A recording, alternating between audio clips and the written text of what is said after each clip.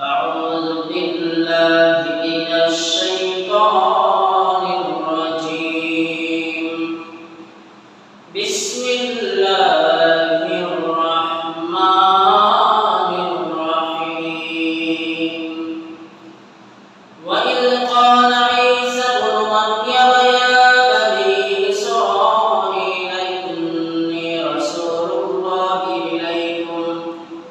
إني رسول الله إليكم مصدقا لما بين يدي من التوراة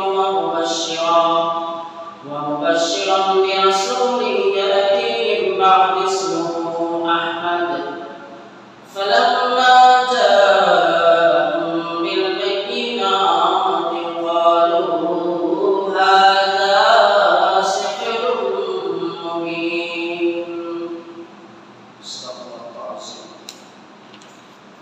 وقال تعالى في شأن حبيبه آمنا ومخبرا إن الله وملائكته يصلون على النبي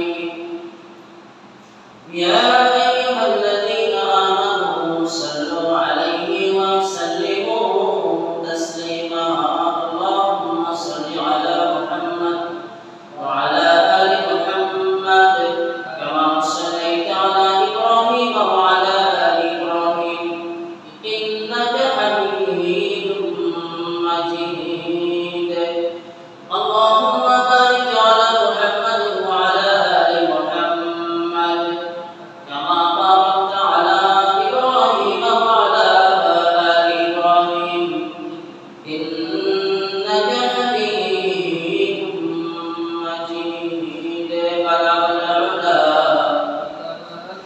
بجماله كشف الدجى بجماله حسنت جميع خصاله صلوا عليه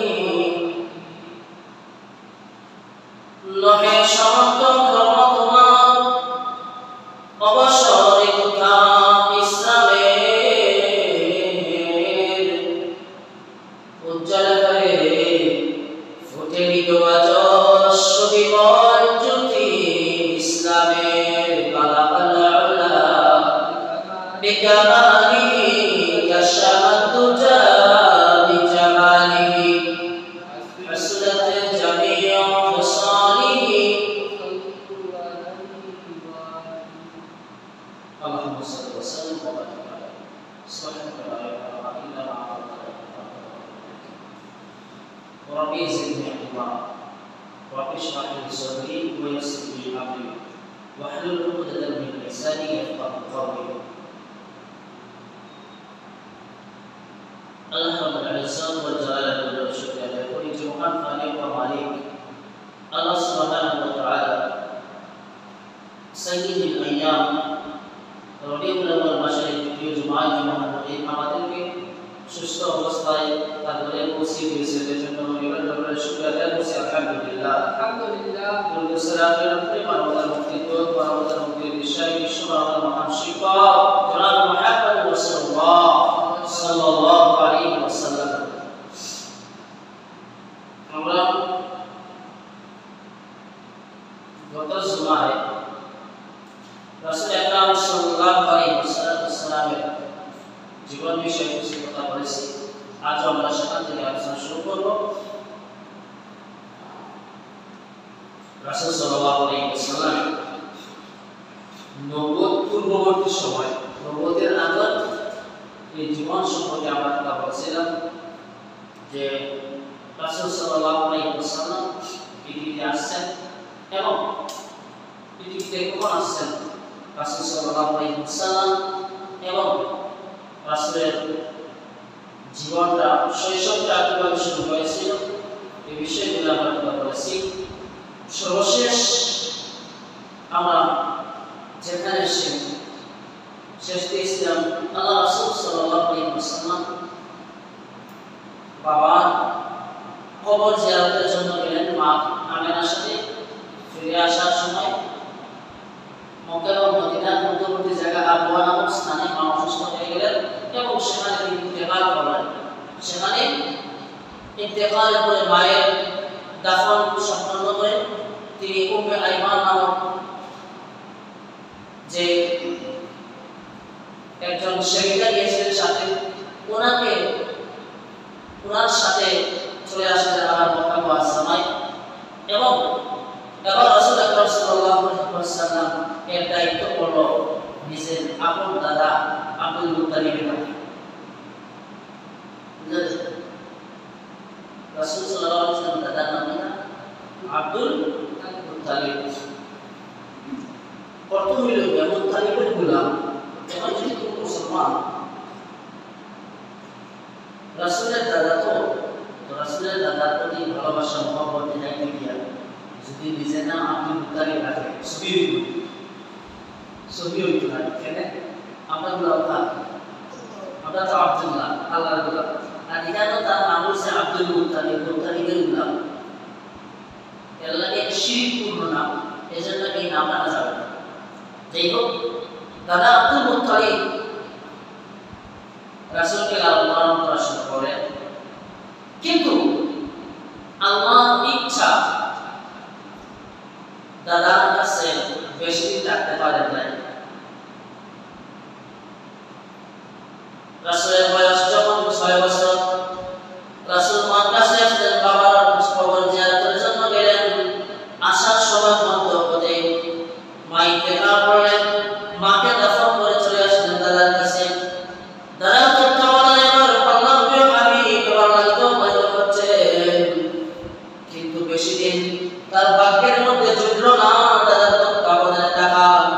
আল্লাহ রাব্বুল আলামিন রাসূল সাল্লাল্লাহু আলাইহি ওয়াসাল্লামের বয়স যখন 8 বছর 2 মাস 10 দিন, সিরাত গ্রন্থে আমরা দেখেন আর রাহিবুল মাহফুমের মধ্যে লেখা হয় যে রাসূলের বয়স যখন 8 বছর 2 মাস 10 দিন, এই বয়সে আল্লাহ রাব্বুল আলামিন রাসূলের প্রিয় দাদা আব্দুল মুত্তালিবকে দুনিয়া থেকে নিয়ে আনলেন।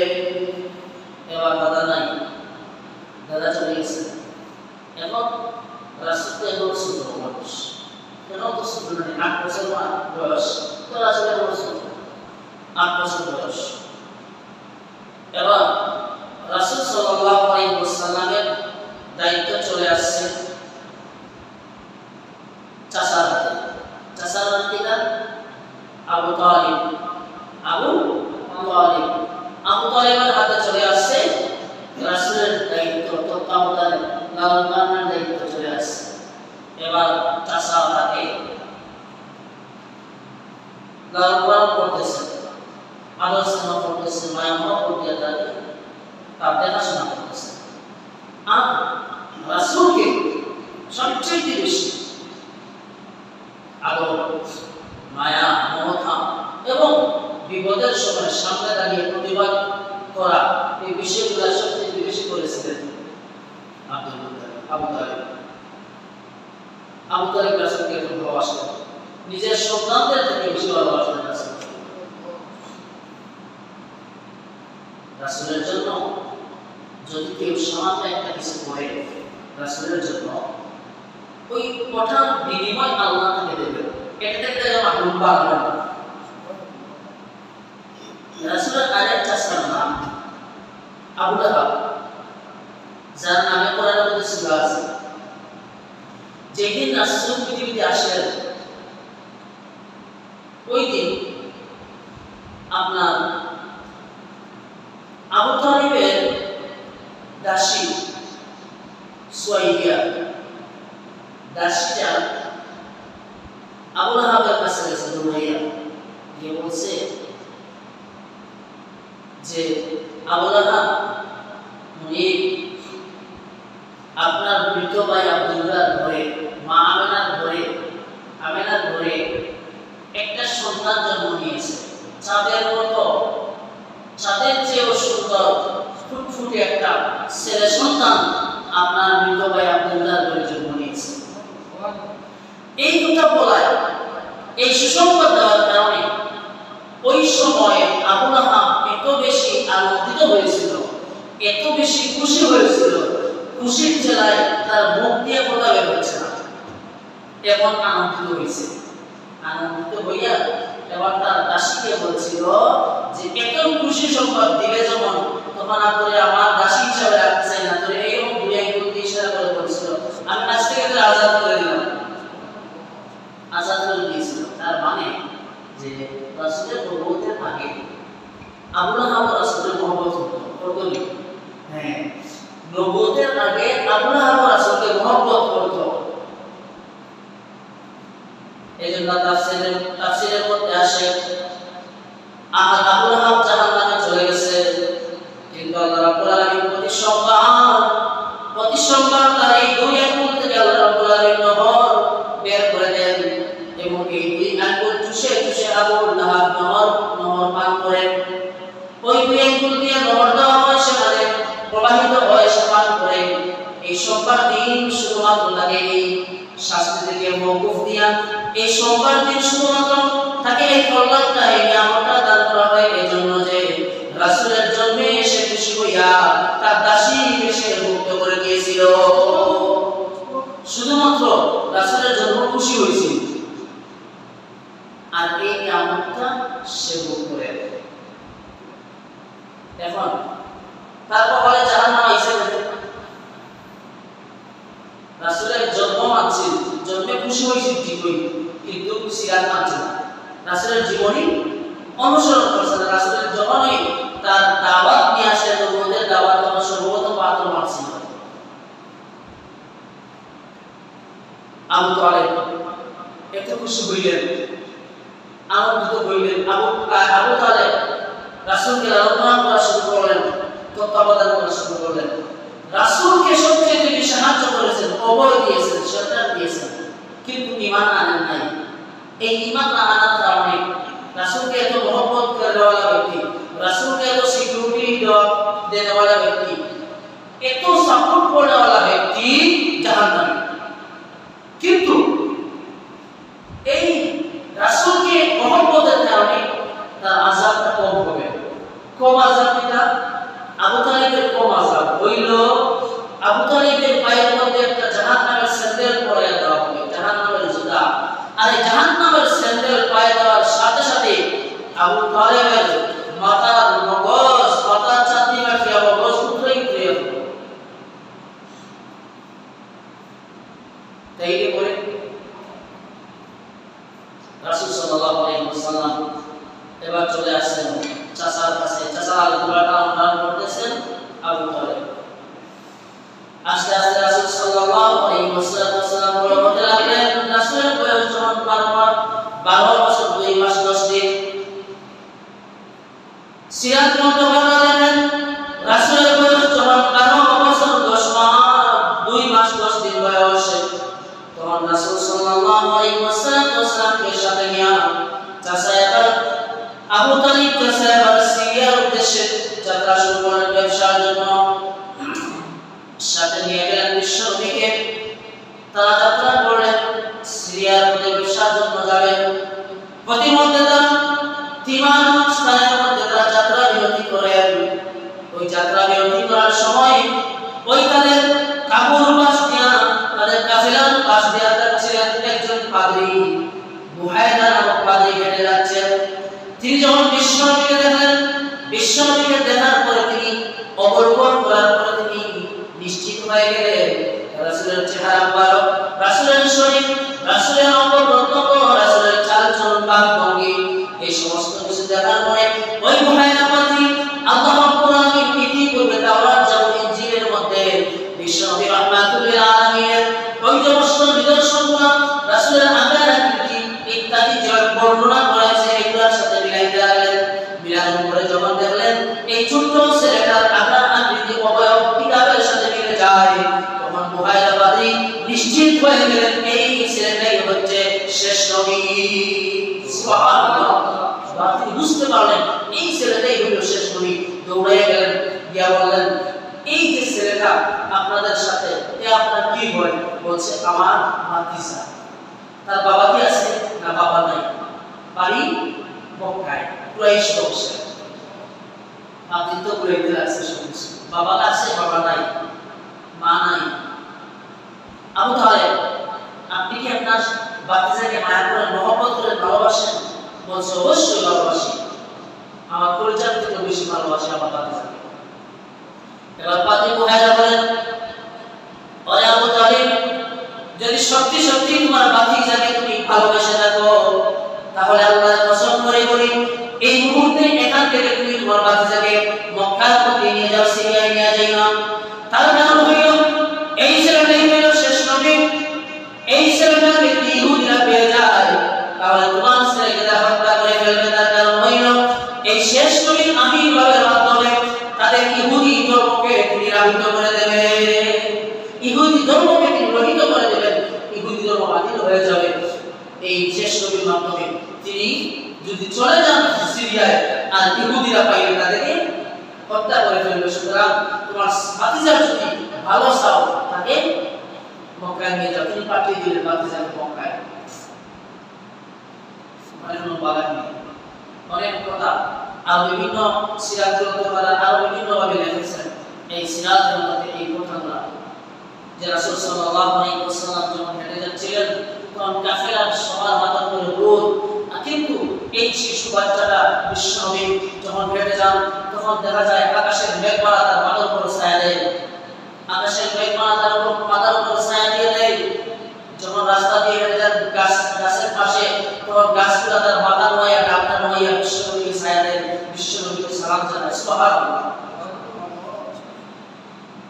যাই হোক, বিশ্বনবী রাহমাতুল্লিল আলামিন এইভাবে করে তার বেড়ে ওঠা শুরু হইল। বিশ্বনবী এক পর্যায়ে রাসূল আকরাম সাল্লাল্লাহু আলাইহি ওয়াসাল্লামের বয়স যখন 17 বছর বয়স, 17 বছরের যুবক বিশ্বনবী মক্কা ও আইয়ামে জাহেলিয়া অন্ধকার আচ্ছন্ন যুগ, যেখানের মধ্যে রয়েছে হানাহানি, মারামারি, লুণ্ঠন, ধর্ষণ, খুন খারাপি ইত্যাদিতে ভরপুর। এই সমাজের এই করুণ অবস্থা দেখে বিশ্বনবী পেরেশান হয়ে গেছেন, বিচলিত হয়ে গেছেন এই সমাজের এই অবস্থা দেখে। কারণ তিনি তো বিশ্বনবী, তিনি কি নবী? তিনি হচ্ছে বিশ্বনবী, আর বিশ্ব মানবতার শান্তির জন্য তাকে প্রেরণ করা হয়েছে। সুতরাং তিনি এই সমস্ত কার্যকলাপ দেখলে তো মনে শান্তি পাওয়ার কথা না, মনে শান্তি পান না। এজন্য বিশ্বনবী রাহমাতুল্লিল আলামিন 17 বছর বয়সে এবার মক্কা শান্তিকামী যুবকদের নিয়ে এবার একটা কমিটি গঠন করলেন।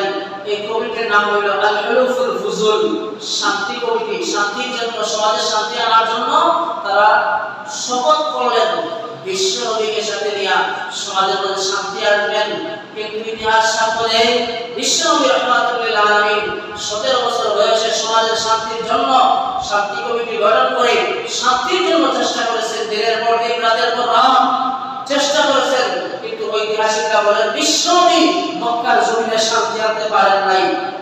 কারণ হইল তখন বিশ্বনবী রাহমাতুল্লিল আলামিনের উপর এখন শান্তির বাণী, যে কিতাবের মাধ্যমে পরিবার, সমাজ, রাষ্ট্রে শান্তি আসবে, ওই কিতাবকে এখন আল্লাহ রাব্বুল আলামিন নাযিল করেন নাই।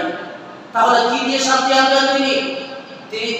বিশ্বনবী তখন নিজের মস্তিষ্ক প্রসূত জ্ঞানের মাধ্যমে মক্কার যুবকদের পরামর্শের মাধ্যমে তিনি চেয়েছেন মক্কায় শান্তি আনার জন্য, কিন্তু তিনি শান্তি আনতে ব্যর্থ হয়েছিলেন। এজন্য যে কারণ হইল শান্তির বাণী কুরআন এখনো বিশ্বনবীর কাছে আসে নাই। এবং 17 বছর থেকে নিয়ে 40 বছর পর্যন্ত এই সময়ের মধ্যে বিশ্বনবী চেষ্টা করেছেন। 17 থেকে 40 কত বছর হয়? 17 থেকে 40 23 বছর। 17 বছর থেকে 40 বছর, 23 বছর। এই 23টা বছর বিশ্বনবী রাহমাতুল্লিল আলামিন চেষ্টা করেছেন কুরআন ছাড়া। তখন কুরআন আসে নাই। কুরআনবিহীন রাষ্ট্র সমাজের মধ্যে শান্তির জন্য, কল্যাণের জন্য, চুরি, ডাকাতি, রাহাজানি, হত্যা, লুণ্ঠন এগুলা বন্ধের জন্য বিশ্বনবী চেষ্টা করেছিলেন, কিন্তু বিশ্বনবী এগুলা বন্ধ করতে পারেন নাই, সমাজে শান্তি প্রতিষ্ঠা করতেও পারেন নাই। কিন্তু 40 বছরে যখন বিশ্বনবীর উপর কুরআনুল কারীমের নাযিল হলো এবং পরিবার, সমাজ, রাষ্ট্রে শান্তি, বারবার শান্তির নিয়ম নীতি আল্লাহ রাব্বুল আলামিন এই কিতাবের মধ্যে যখন দিয়া দিলেন, ওই কোরআন দিয়ে বিশ্বনবী আবার 40 থেকে 63 এরপরে 23 বছর বিশ্বনবী এই কোরআন দিয়ে যখন সমাজের শান্তির জন্য চেষ্টা করেছিলেন 100% বিশ্বনবী সমাজ এবং রাষ্ট্রে শান্তি আনতে সফল হয়েছিলেন। তার কারণ হইল যে কোরআন হচ্ছে এই সমাজ রাষ্ট্র ব্যবস্থাকে শান্তি দেওয়ার একমাত্র চাবিকাঠি। কোরআন ছাড়া, কোরআনের বাণী ছাড়া, কোরআনের বিধান ছাড়া, কোরআনের আইন ছাড়া সমাজ রাষ্ট্র ব্যবস্থায় শান্তি আনার করা খুশির কালেও সম্ভব না। ঠিক না ভাই? আসুন হাজির, কথা থেকে প্রমাণিত হয় আমরা আমাদের নিজেদের মেধা দিয়া, নিজেদের যোগ্যতা দিয়া, নিজেদের বুদ্ধিমত্তা দিয়া, নিজেদের তৈরি করা মন মস্তিষ্ক প্রসূত জ্ঞান দিয়া, বিধান দিয়া আমরা যতই চেষ্টা করি না কেন পরিবার সমাজ রাষ্ট্রের শান্তি আনার জন্য, চুরি ডাকাতি হত্যা ধর্ষণ বন্টন বন্ধ করার জন্য, ঠিক তেমনি বিশ্বনবী চেষ্টা করেছিলেন, পারেন নাই কোরআন ছাড়া। ঠিক তেমনি আমরাও ব্যর্থ হব এবং ব্যর্থ হয়েছে যুগে যুগে।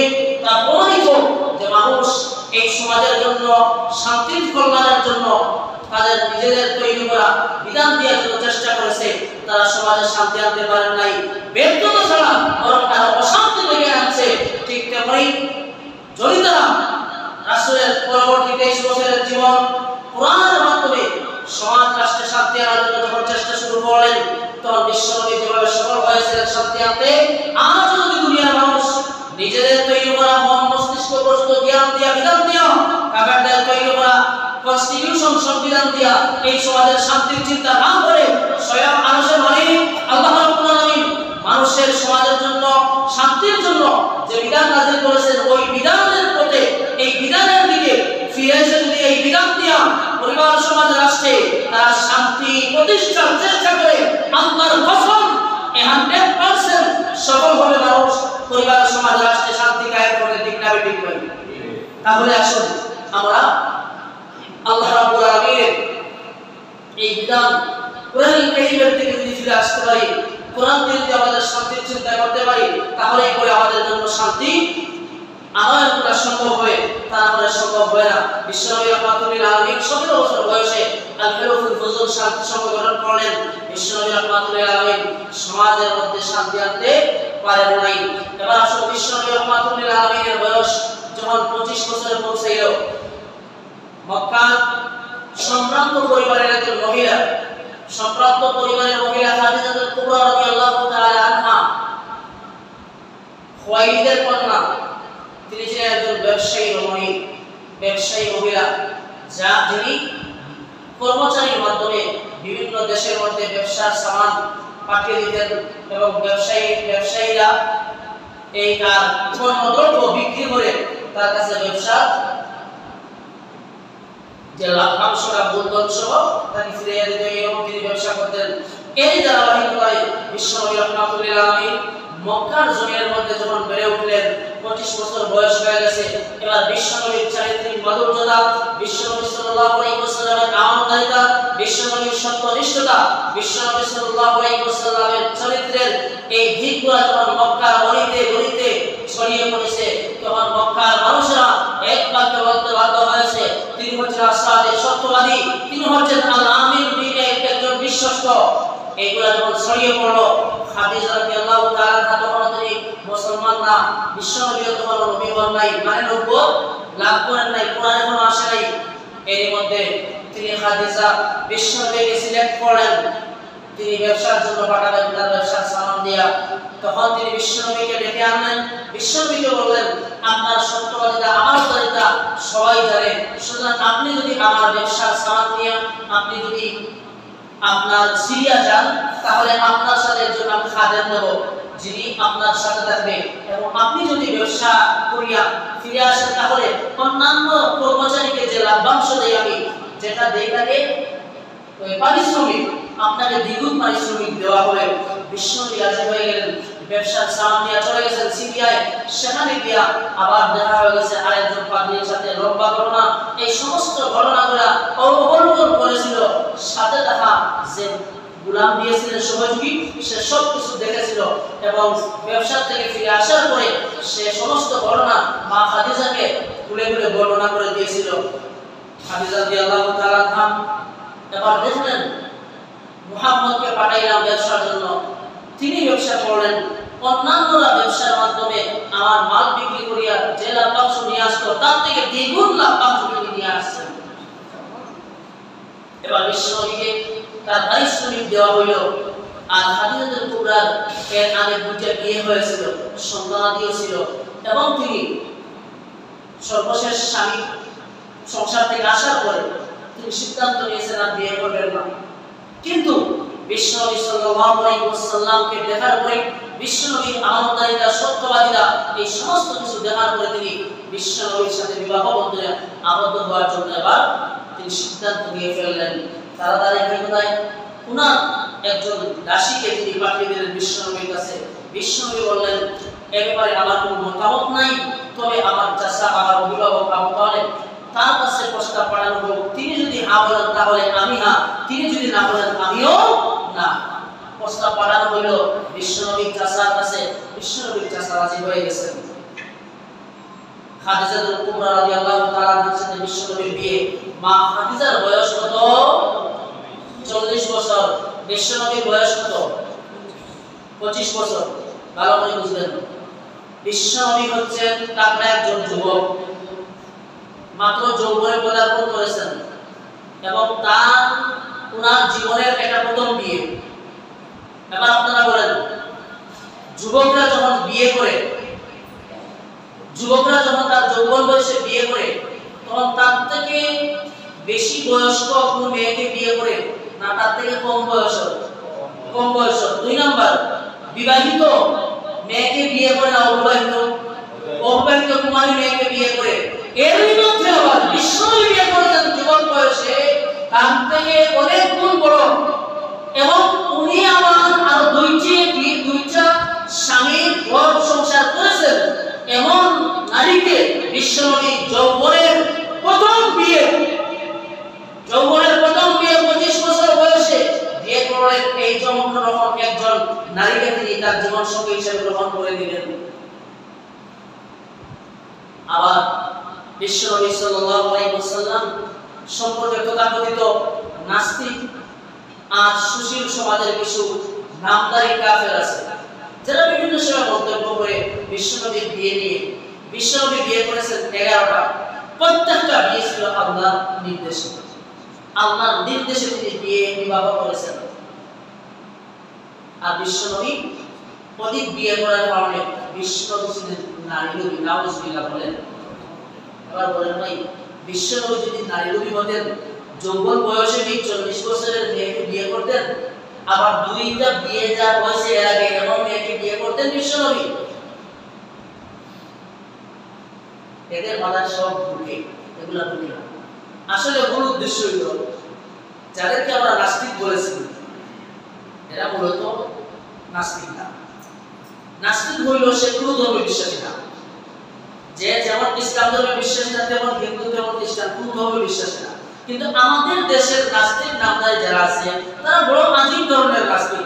তাদের এলার্জি হইল শুধু ইসলাম নিয়ে, তাদের এলার্জি আর কোন ধর্ম নিয়ে না। তাহলে এটা প্রমাণিত হইল তারা আসলে নাস্তিক না, তাদের আসল রূপ হইল ইসলাম। ইসলাম বিদ্বেষিতা, ইসলামের দুশমনী, ইসলামের বিরোধিতা করা, এটাই হচ্ছে তাদের মুখ্য উদ্দেশ্য, আর কিছু না। এবার দেখেন বিশ্বনবী সাল্লাল্লাহু আলাইহি ওয়াসাল্লামের সাথে বিয়ে হইল বিশ্বনবীর সাথে মা খাদিজার। এবার বিশ্বনবীর সাথে বিয়ে হওয়ার পরে এবার দেখেন ঘটনা কি ঘটলো। মক্কার সম্ভ্রান্ত পরিবারের ব্যবসায়ীরা, বড় বড় লোকেরা এর আগে বিশ্বনবীর সাথে মা খাদিজার বিয়ের আগে তারা প্রস্তাব দিয়েছিল খাদিজাকে বিয়ে করার জন্য। কারণ কি? কারণ হইল খাদিজা একজন সম্ভ্রান্ত পরিবারের মেয়ে, ধনী, মক্কার মধ্যে একজন শ্রেষ্ঠ ধনী ব্যক্তি, মহিলা। এজন্য কিন্তু তিনি রাজি হন নাই। বিশ্বনবীর সাথে বিয়ে হওয়ার পরে তারা আবার সমালোচনার জোর উঠাইল। মক্কার গলিতে গলিতে খাদিজা কি করলো, এমন একটা ছেলেকে বিয়ে করলো যার মা নাই, বাবা নাই, যার নাই দর নাই, দৌলত নাই, গোর নাই, বাড়ি নাই, কিচ্ছু নাই, একবারে সহায় সম্বলহীন একটা মানুষকে বিয়ে করলো। আমাদের ইজ্জত সম্মান রাখবো না। আমরা তো মক্কার বড় বড় পরিবারের, ধনাঢ্য পরিবারের যুবকরা ছিলাম, আমাদের চোখে দেখলো না, আর বিয়ে করলো কারে? একটা এতিম যার কোনো টাকা পয়সা দ্বন্দ্ব কিচ্ছু নাই। সমালোচনা যখন মক্কার মধ্যে ছড়িয়ে গেল, এই সমালোচনার কথাগুলো এবার খাদিজার কানের মধ্যে পৌঁছে যায়। খাদিজা রাদিয়াল্লাহু তাআলা আবেগিত হয়ে গেলেন। নিজের স্বামীর ব্যাপারে যখন মক্কার যুবকেরা দরিয়া যখন এরকম সমালোচনা শুরু করে দিল, এবার খাদিজার কানের মধ্যে কষ্ট অনুভব করার পরে তিনি আবার চিন্তা করলেন একটা বিহিত সমাধান করা প্রয়োজন, যার জন্য তিনি মক্কার সমস্ত সমালোচক, ওই সমস্ত ধনী ব্যবসায়ী এবং ধনী তুলালিদেরকে সবাইকে তিনি ওনার নিজের বাড়িতে দাওয়াত করলেন এবং বকরি জবাই করলেন, উট দুম্বা জবাই করিয়া একটা খাবারের আয়োজন করলেন। খাবারের আয়োজন করার পরে সমস্ত ধনীরা, সমস্ত ব্যবসায়ীরা যখন এবার খাবারের টেবিলে বসলো, খাবার খাওয়ার পরে এবার মা খাদিজাতুল কুবরা রাদিয়াল্লাহু তাআলা এবার জনাট্য পরিবারের ওই সমস্ত ধনী তুলালিদের সামনে আসলেন, ধনীদের ব্যবসায়ীদের সামনে আসলেন। এসে তিনি এবার ধনীদের সামনে কথা বলা শুরু করে দিলেন। সুবহানাল্লাহ। এবার কি কথা বললেন? এবার দেখেন মা খাদিজা বলতেছেন, আমি শুনতে পাইলাম আপনারা কি আমার স্বামী মুহাম্মদের বিরুদ্ধে এই রকম সমালোচনা করতেছেন, এটা কি ঠিক? সবাই এক বাক্যে জবাব দিল, হ্যাঁ খাদিজা, তুমি যা শ্রবণ করেছো তা তুমি সত্যিই শুনেছো। এটা তো অবশ্যই ঠিক যে আমাদের মতো এত ধনী ধনী মানুষ থাকতে তুমি কেন এইরকম একটা এতিম অসহায় দরিদ্র একটা মানুষকে বিয়ে করলা, এটা তো আমরা মেনে নিতে পারছি না। এবার খাদিজা বললেন, ও তাই, তাহলে এবার ও মক্কার ধনীরা আমার কয়েকটা প্রশ্নের জবাব দাও তো দেখি তোমরা। তারা বলল, ঠিক আছে বলেন। এবার খাদিজা বললেন, মক্কার যুবকেরা বলো তো দেখি আমার স্বামী মুহাম্মদের বংশ মর্যাদা কেমন?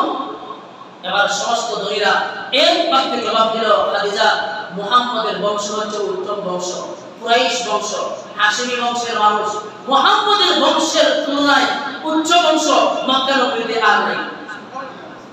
তার মানে বংশের দিক দিয়ে মুহাম্মদ সাল্লাল্লাহু আলাইহি ওয়াসাল্লাম একজন উত্তম বংশের মানুষ। এবার মা খাদিজা বললেন, ঠিক আছে বুঝলাম। দুই নাম্বার আমার প্রশ্ন হইল, বলেন তো দেখি আমার স্বামী মুহাম্মদের চরিত্রটা কেমন? এবার সবাই বলতো, এক বাক্যে জবাব দিল, খাদিজা মুহাম্মদের চাইতে উত্তম চরিত্রের অধিকারী, আদর্শবান মানুষ এই মক্কা নগরীতে শুধু না পৃথিবীর যথাই বেশি মুহাম্মদের চাইতে উত্তম চরিত্রের অধিকারী মানুষ আর একটাও নাই। সুবহানাল্লাহ। সুতরাং মুহাম্মদের চাইতে চরিত্রবান, উত্তম চরিত্রের অধিকারী মানুষ এই মক্কা নগরীতে কোথাও নাই। তার মানে চরিত্রের দিক দিয়ে তিনি এক নম্বর। এবার তিনি মা খাদিজা বললেন, তাহলে বলুন তো দেখি আমার স্বামী মুহাম্মদের সৌন্দর্য কেমন?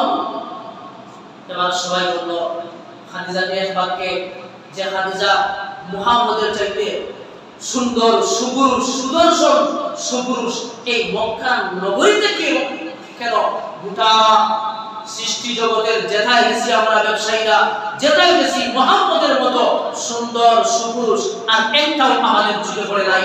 তার মানে হইল সৌন্দর্যের দিক দিয়া মুহাম্মদুর রাসূলুল্লাহ সাল্লাল্লাহু আলাইহি ওয়াসাল্লাম হচ্ছে এক নাম্বার। সুবহানাল্লাহ। কেমন সুন্দর বিশ্বনবী!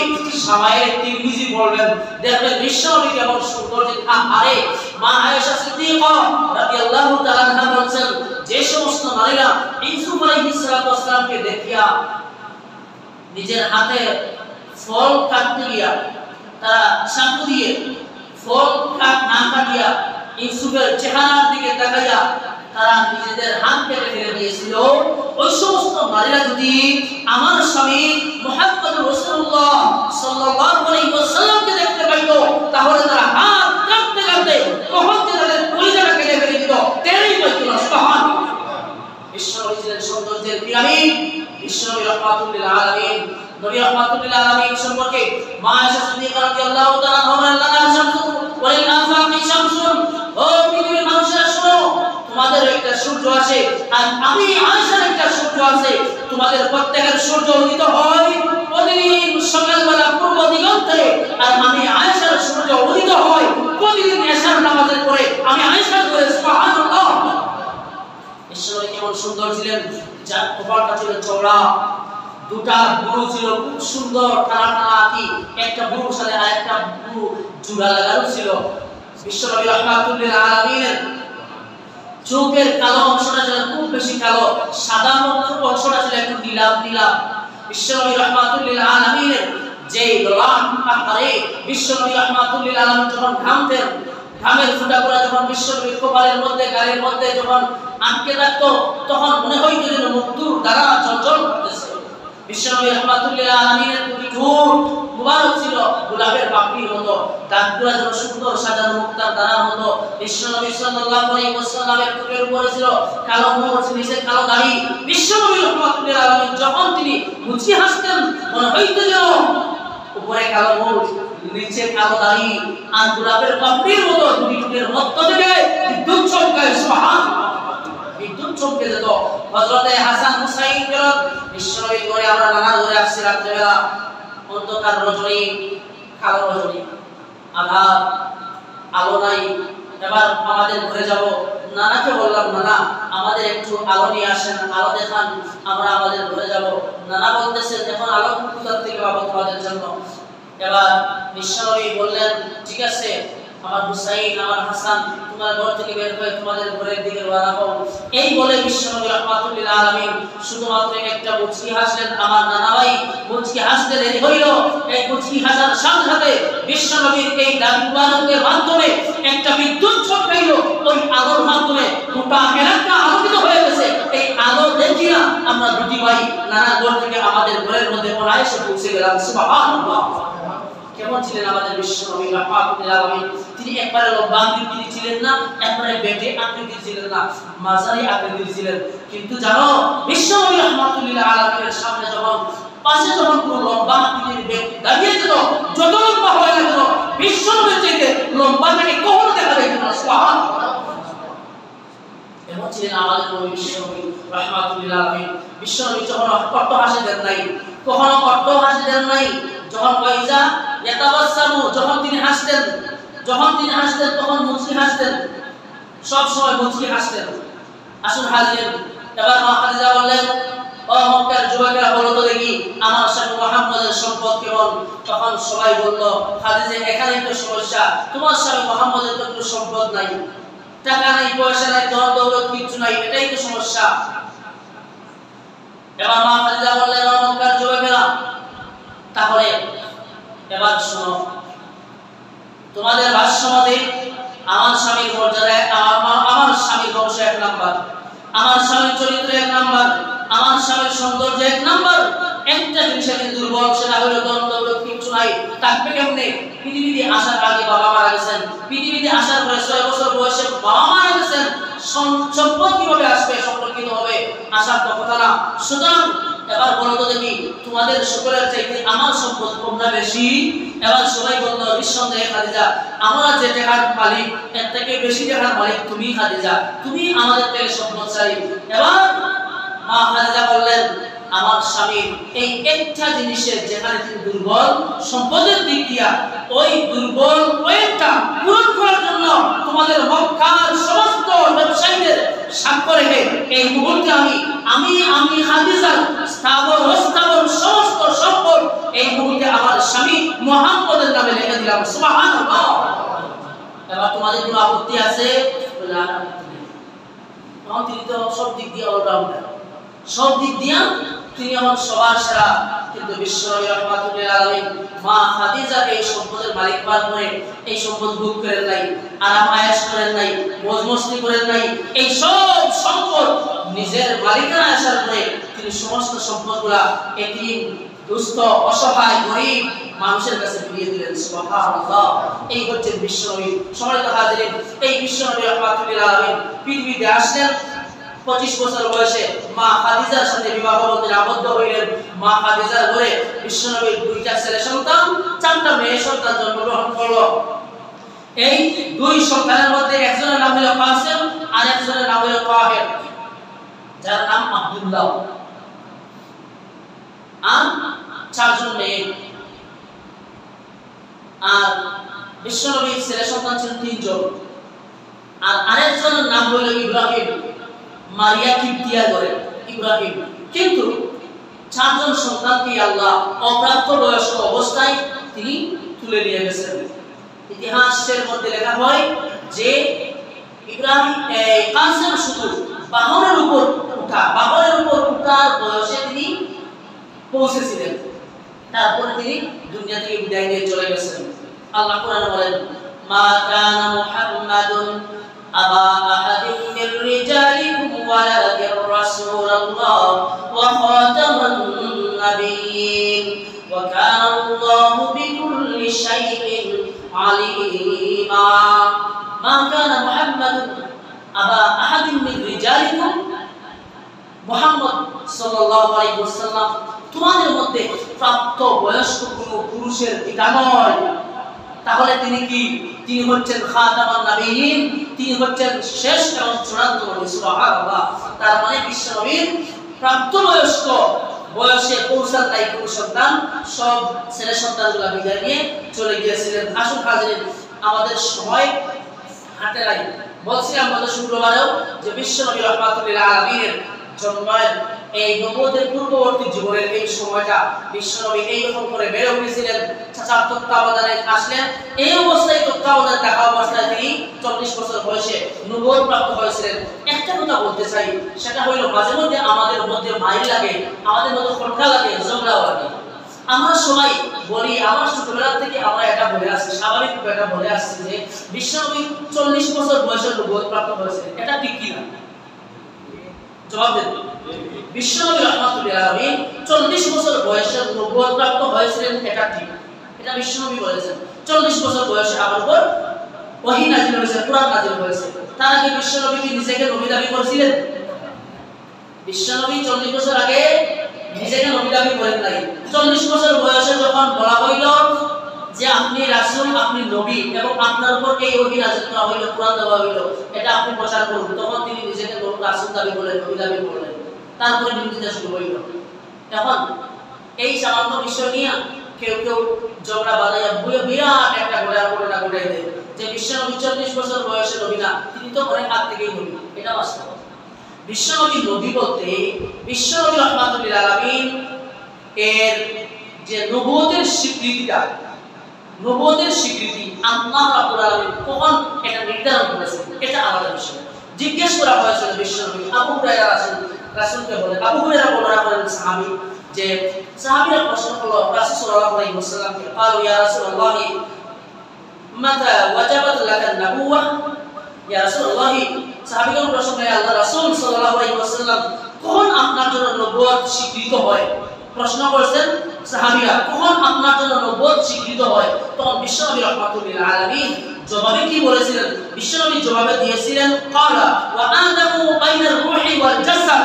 আদম আলাইহিস সালাম যখন রূহ এবং দেহের মধ্যে ছিলেন, দেহ এবং রূহের মধ্যবর্তী অবস্থায় যখন আদম ছিলেন, তখন থেকে আমি বিশ্বনবী মুহাম্মদ নবী হিসেবে আল্লাহর কাছে স্বীকৃত। সুবহানাল্লাহ।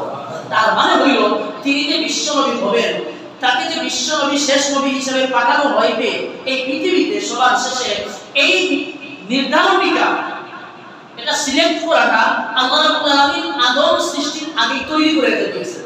এটা স্বীকৃত কার কাছে? আল্লাহর কাছে। এটা আল্লাহর দপ্তরে স্বীকৃত। এটা আল্লাহ রাব্বুল আলামিন তার ডায়েরিতে, আল্লাহ রাব্বুল আলামিন তার কলমে লিখে দিয়েছেন এটা, যে তিনি হবেন শেষ নবী। আর পৃথিবীতে আসার পরে বিশ্বনবী রাহমাতুল লিল আলামিন যখন শিশু বয়স থেকে বেড়ে ওঠা শুরু করলেন, তখন কি তিনি নিজে জানতেন তিনি নবী? জানতেন না। তবে যারা পৃথিবীতে নবী হবে, এই নবী সিলেক্ট করে কে? এই নবী সিলেক্ট করেন আল্লাহ। আর নবীদেরকে তত্ত্বাবধান করেন স্বয়ং আল্লাহ, যার জন্য পৃথিবীতে আসার পরে নবীরা ওই নবীর চরিত্র নিয়েই বেড়ে ওঠেন। আর নবীদেরকে আল্লাহ রাব্বুল আলামিন পৃথিবীতে পাঠাইয়া ফেরেশতাদেরকে দিয়া পাঠান নাই এভাবে যে এই যে নবী দিয়ে গেলাম অথবা পিঠের মধ্যে শিল মেরে দেন যে ইনি নবী, ফাত্তাবিউহু, তোমরা তার অনুগত করো, এমন হয় না। নবী চিনা যায় কি দিয়া? নবী চিনা যায় চরিত্র দিয়া। উত্তম চরিত্রের মাধ্যমে নবী চিনা যায়, যেটা প্রত্যেক নবীর ক্ষেত্রে যেমন ঘটেছিল, বিশ্ব নবীর ক্ষেত্রে ঠিক তেমন বেশ কম হয় নাই। খাবার সংস্কার কাজ চলছে, সংস্কারের কাজ চলছে। খাবার বিশ্বনবী তখন ছোট মানুষ, বাচ্চারা নিজের পরনের প্যান্ট আর লুঙ্গি খুলিয়া কাঁধের মধ্যে দিয়া ইট বহন করিয়া কাজ করতেছে।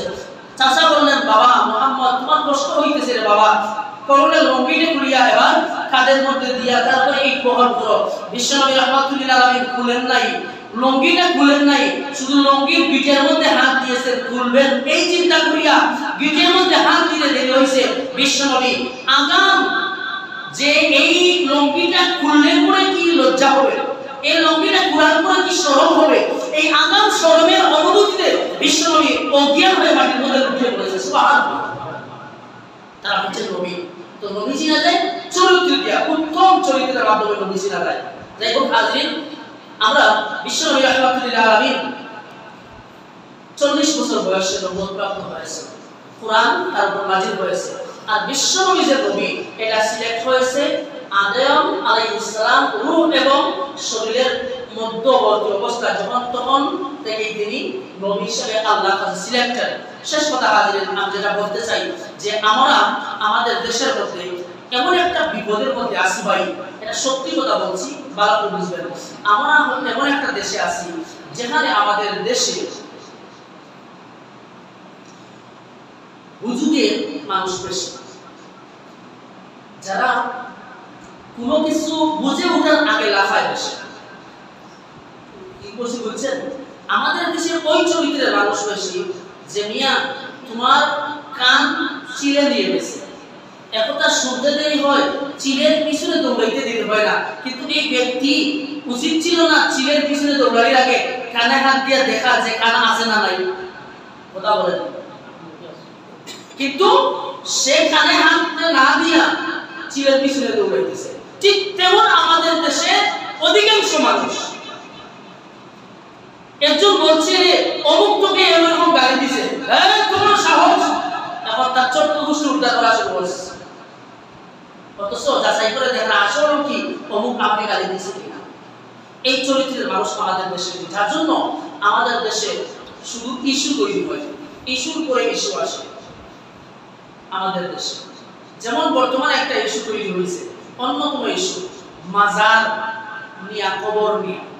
সময় হাজিরিন, একটা কথা ক্লিয়ার হলে বুঝবেন যে কোরআন এবং হাদিসে যেটাকে মানুষ মারা যাওয়ার পরে যেখানে দাফন করা হয় এটাকে কি বলা হয়? কবর। কবর বলা হয়, এই কবর বলা হয় মাকবারা। এই কবরটার মধ্যে যিনি শুয়ে থাকেন তিনি মানুষ কিনা? তিনি মানুষ। উনি যখন কবরে যাবেন, কবরে যাওয়ার পরে ওনার পৃথিবীর মানুষের জন্য করার আর কিছু থাকেনি, করার আর কিছু থাকে না।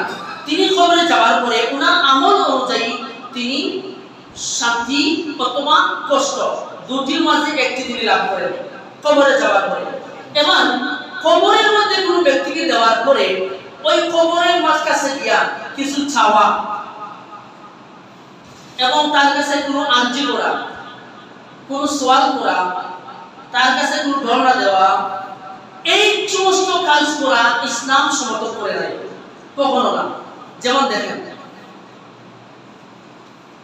কবর যখন কবর কোন ব্যক্তিকে কবর দেওয়া হয়, কবরের সাহিত্য ব্যক্তি সম্পর্কে বিশ্বনবী বলেন আল মাইয়িতু ফিল কবর আল গারিকু ফিল বাহর। সাগরে জীবন্ত ব্যক্তি যেমন অসহায় থাকে, কবরে শুয়ে থাকা ব্যক্তি যেমন অসহায় থাকে। তার কারণ হইল সাগরের মধ্যে একজন ব্যক্তি ডুবে গেছে, ওই সাগরের মধ্যে নিক্ষিপ্ত হওয়া ব্যক্তিটা সাঁতার জানা নাই, এখন সে যা পায় অবলম্বন থাকে খাবার মারি ধরে তারপর জান বাঁচানোর জন্য, বিপদ থেকে উদ্ধার হওয়ার জন্য। ঠিক তেমনি কবরের মধ্যে সাহিত্য ব্যক্তিটা শুধুমাত্র এতটুকু আক্ষেপ করে যে আমার সন্তান, আমার ছেলে, এই দুনিয়ার আত্মীয়স্বজন কেউ যদি আমার কবরের পাশে দাঁড়ায় আর কবরের পাশে দাঁড়াইয়া একটা আমার কবরে উদ্দেশ্য করে সালাম দিয়ে কিছু আমার জন্য দোয়া করে সবরেসানি করে যায়, এই আশা নিয়ে কবরের ব্যক্তিগুলা থাকে। কবরের ব্যক্তিগুলা এই আশা নিয়ে থাকে শুধুমাত্র। এজন্য আমরা বারবার জিয়ারতে যাই, বাবার কবর, মার কবর জিয়ারতে যাই, এজন্য যাই। সময় তো আজ শেষ কথা হইল কি, আমি যেটা বলতে চাইছিলাম যে রাসূল বলেন, নাহা রাসূলুল্লাহ সাল্লাল্লাহু আলাইহি ওয়াসাল্লাম আন ইউজাসসাল কবরু ওয়া আইয়ুকআদা আলাইহি ওয়া আইয়ুবনা আলাইহি। রাসূল বলেন, হযরত জাবের রাদিয়াল্লাহু তাআলা হাদিস বলেন, আমরা সহিহ মুসলিমের হাদিস, রাসূল বলেন যে কবরের উপর বসতে, রাসূল নিষেধ করেছেন কবরের উপর বসতে, কবরের উপর গৃহ নির্মাণ করতে এবং কবরকে পাকা করতে রাসূল নিষেধ করেছেন। কবরের উপর বসতে নিষেধ, কবরের উপর ঘর বানানো নিষেধ, কবরের উপর পাকা করা নিষেধ। এটা আমি বললাম না রাসূল বলেছেন? রাসূল বলেছেন।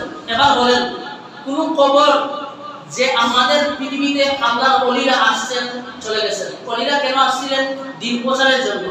এই পৃথিবীতে দিন প্রচারের জন্য আসছেন। শাহদারা ইয়ামানি রাহমাতুল্লাহি আলাইহি, শাহ কুরআন তাদের সঙ্গী সাথীরা এই বাংলার জমিনে কেন আসছিলেন? তারা আসছিলেন দিনকে বিজয়ী করার জন্য, দিনের দাওয়াত দেওয়ার জন্য। এই মিশন নিয়ে তারা পৃথিবীতে আসছিলেন। আসার পরে তারা মুরিদদের টাকা নিয়ে পকেট গরম করেন নাই, ওনারা নিজেদের জীবনটা উৎসর্গ করে দিয়েছিলেন দিনের জন্য, মানবতার সেবার জন্য উৎসর্গ করে দিয়া কাফের বেদিনদের সাথে যুদ্ধ করে এই জমিনের মধ্যে ইসলামকে তারা প্রতিষ্ঠিত করে গেছিলেন। এখন তারা পৃথিবী থেকে বিদায় নেওয়ার পরেই তাদের কবর দেওয়া হয়েছে। তাদের কবরের উপর বিল্ডিং বানানো, তাদের কবরে পাহারাদার নিয়োগ করা, তাদের কবরে খাদেম নিয়োগ করা, তাদের কবরে বড় বড় ট্যাক্সি বসানো, এগুলা কি তারা ওসিয়ত করে গেছিলেন? এই বিল্ডিং বানানো, কবর পাকা করা, কবরে ট্যাক্সি দেওয়া, কবরের মান্নত করা, গান বাজনা করা, সেখানে গিয়ে ছাওয়া, এই সব কিছু করার জন্য শাহজালাল কি বলেছিলেন? ভাই শাহজালাল বলেন নাই, তাহলে কেন হইল এটা? তার মানে এটা স্পষ্ট বাংলার জমিনের মধ্যে তথাকথিত ধর্ম ব্যবসায়ী যারা মানুষকে ঈমানকে নষ্ট করার জন্য দুনিয়ার মাধ্যমে সহজ পন্থায় টাকা পয়সা রোজগারের একটা মাধ্যম তৈরি করতে গিয়া তারা মলিদের বাজারের মধ্যে পাকা তৈরি করছে, বিল্ডিং বানাইছে, ডেক দিছে, দিয়া তারা টাকা রুজি করতেছে। এবার বলেন টাকা দরকার কি মরা মানুষের না জিন্দা মানুষের? দরকার টাকা জিন্দা মানুষের, আর দিতেছে টাকা খালে। এই টাকা কি একটা টাকাও কি শাহজালাল পান অথবা টাকার মাধ্যমে শাহজালালের কোনো উপকার হয়? তাহলে কেন হয় না?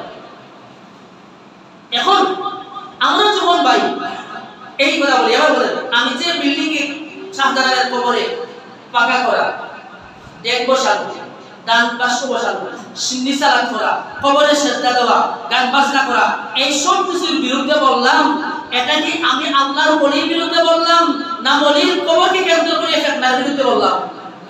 আরে ভাই পুরুষের মতো জবাব দেন, এটা কি ওলির বিরুদ্ধে কথা হইল না ফিতনা শিরকের বিরুদ্ধে কথা হইল? আমরা কথা বলি শিরকের বিরুদ্ধে, ফিতনার বিরুদ্ধে। কবর কেন্দ্র করিয়া যে সমস্ত কার্যক্রম বাংলাদেশের মধ্যে চলতেছে, এই প্রত্যেকটা কার্যক্রমের মধ্যে মাধ্যমে এই বাংলাদেশের হাজার লক্ষ লক্ষ মানুষদেরকে মুশরিক বানানো হইতেছে।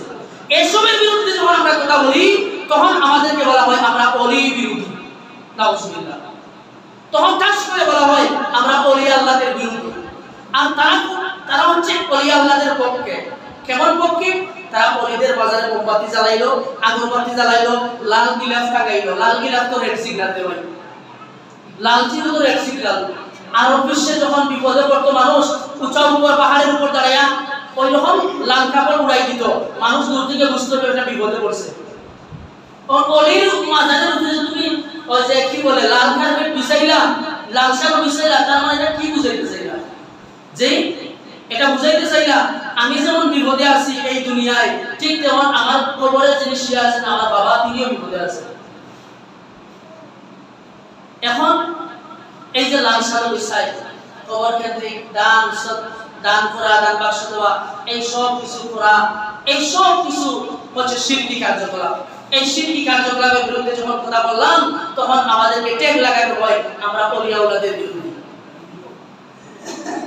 সম্মানিত হাজিরিন, আসুন আমি যে কথাটা বলছি যে আমরা বলি না যে আপনারা চলে যাবেন আর গিয়ে ওলিদের মাজার দেখে ফেলবেন না, এই বাংলাবাগীর পক্ষে আমি নাই, বাংলাবাগীর পক্ষে নাই। তবে একটা কাজ করতে হবে যে কবরকে কেন্দ্র করে বাংলাদেশে যে ধরনের শিরকি কার্যক্রম চলতেছে, কুফরি কার্যক্রম চলতেছে, নাচ বাজনা, নারী পুরুষের একাকার হইয়া নারী পুরুষদের কাজ করতেছে, এই সমস্ত কিছু যেন বন্ধ করার জন্য আমরা পদক্ষেপ নিতে পারি। এগুলো যেখানেই হবে সেখানে ঢুকে দাঁড়াবেন। মাজারকে কেন্দ্র করিয়া খবরগঞ্জ এলাকার মধ্যে যেখানেই মাজার কেন্দ্র করে উরুস হবে, মাজারকে কেন্দ্র করে উরুসের আয়োজন হবে, এলাকার যুবকরা ধর্মপ্রাণ মুসলমানদের নিয়ে এটাকে রুখে দাঁড়াবেন। পারবেন কিনা আপনারা বলবেন? পারবেন কিনা? রুখে দেওয়ার জন্য তৈরি হন। এটা যদি এখন আপনি রুখে দিতে না পারেন তাহলে এর জন্য আপনি দায়ী থাকবেন। এই শিরকের বিরুদ্ধে আমাদেরকে সোচ্চার হওয়া লাগবে।